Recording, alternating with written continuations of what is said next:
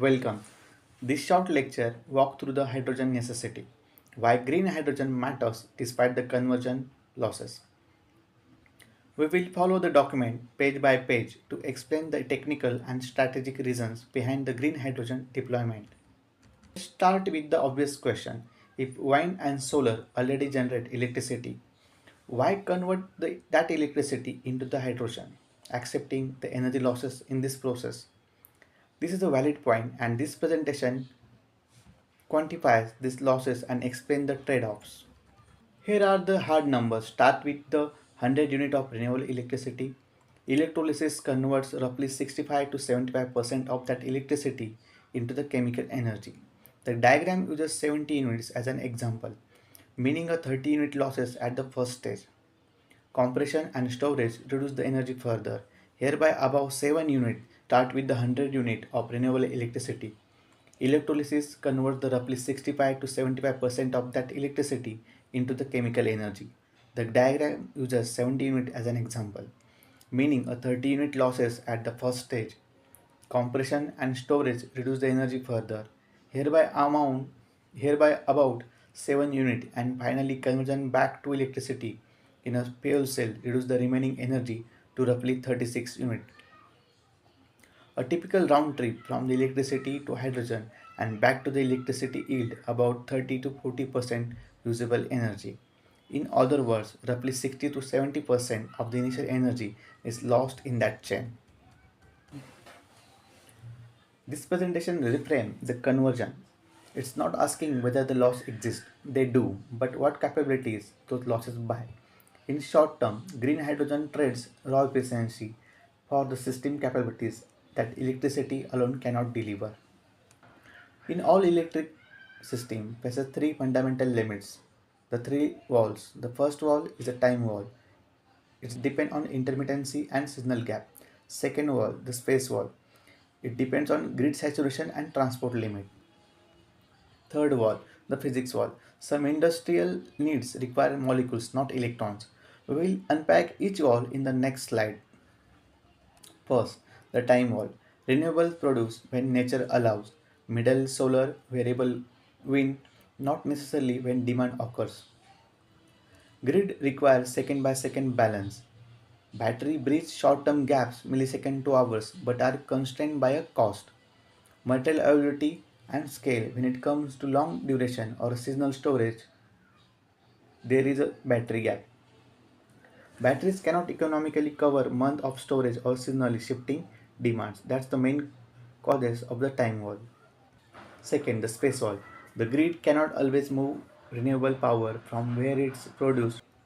Region with very high renewable penetration can produce midday surplus that exceed transmission capacity. This leads to and even negative electricity prices. Moving large amount of power over the long distance require massive grid upgrade and create additional losses.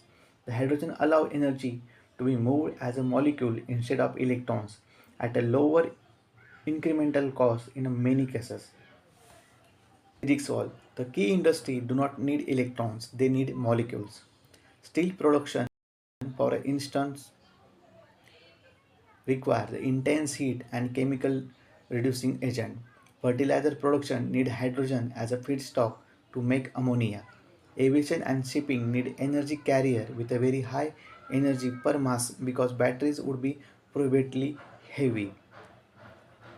In a heavy truck, face similar constraints. Battery weight and recharge downtime are often invisible. This industry therefore require physical feedstock, a molecule such as hydrogen, to replace coal, natural gas, or diesel. Hydrogen is the key that unlocks these three walls. It decouples time. You can store energy produced today for months. It decouples location. Hydrogen can be piped, shipped, or transported where it's needed. And it solves the physics problem by supplying the molecule feedstock necessary for steel, fertilizer, and long range transport. These are the capabilities purchased when society choose the hydrogen. Our green hydrogen is a strategic as well as a technical. The first, energy security. It enables countries to shift away from imported fossil fuel by producing hydrogen domestically from wind and solar energy. The second point, long-term storage. Hydrogen is the only currently viable method for a seasonal energy storage at a very large scale. Third point, industrial viability. It provides the molecular feedstock to decarbonize foundational industries. And fourth, true decarbonization. Hydrogen enables carbon removal and process substitution, not just emission offset taken together. This strategy benefits make hydrogen an important national and industrial priority. There are different colors of hydrogen. The gray hydrogen comes from natural gas reforming and emits CO2 directly. The blue hydrogen is a gray hydrogen fitted with the carbon capture. It reduces emission but still risks upstream methane leakage and imperfect capture. Green hydrogen is produced by electrolysis powered by the renewable and has negligible upstream emissions. For a net zero future aligned with the climate targets and carbon accounting systems, the green hydrogen is the only fully compliant pathway. From a technical perspective, the engineering roadmap focuses on a five pillars. The first pillar, the electrolyzer efficiency, reducing kilowatt hours per kilogram of hydrogen, lowering catalyst loadings, and extending durability. In a second, capital cost reduction, it driving down electrolyzer cost per kilowatt through scale manufacturing. The third point, renewable integration, designing a system that operates dynamically with a variable power inputs. The fourth point, storage and safety, developing a high pressure tank, suitable materials and a leak detection. And fifth, end use optimization, improving fuel cell efficiency and developing industrial hydrogen burners and engines. That progress across these five areas will determine the speed and scale of green hydrogen adoption. The relationship between the electricity and hydrogen is a complementary, not competitive. If renewable electricity can be used directly to meet demand, that is the preferred option. Hydrogen is deployed when electricity cannot solve the problem for a seasonal storage, location mismatch, and molecular feedstock whenever it needed. In short, hydrogen complete the energy system. So here's the final conclusion. Green hydrogen exists not because it is the most efficient option of the energy generation, but because it is necessary to achieve deep decarbonization and address system limitations. Efficiency is the only one metric. Capability, scale, and strategic impact matter equally.